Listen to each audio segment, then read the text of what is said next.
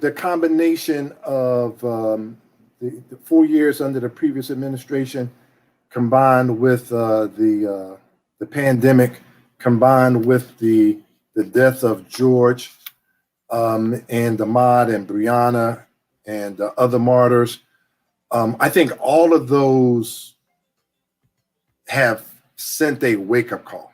Mm-hmm. I think maybe we had gotten a little bit too comfortable collectively as a people. So let's take, we had the financial crisis. A lot of us weathered that storm. A lot of us didn't, but those of us that did weather the storm, we came out of that. We elected Barack to 2 consecutive terms. And just maybe we were being lulled into this misbelief that things were better than they actually were. In November of 2016, we saw a big drop off in African Americans registering to vote and actually turning out to vote. These are facts. These are facts documented in the book and supported by at least 5 or 6 different sources.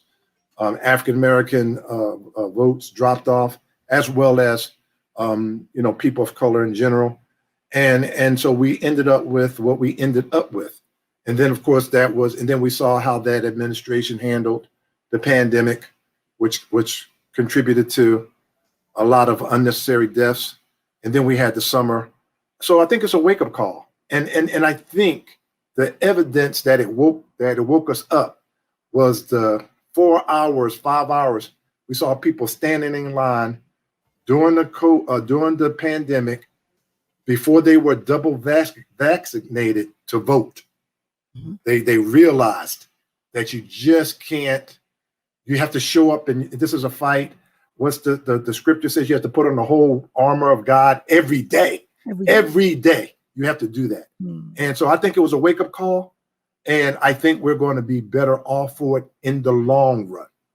I'm not saying right now. I'm not saying there's not going to be other battles, but I think it's going to take us back to the future where you're going to see activism. We saw what happened with the deaths. After the deaths this summer, you saw people take to the streets. I think that's a wake-up call. I think it sent a wake-up call, a global wake-up call. That's it. That is going to help us. I have 2 sons serving this country and a grandson that's 5, and I think they're going to see the benefits of it, even if I do not. That is what I believe with my whole heart, mind, and spirit.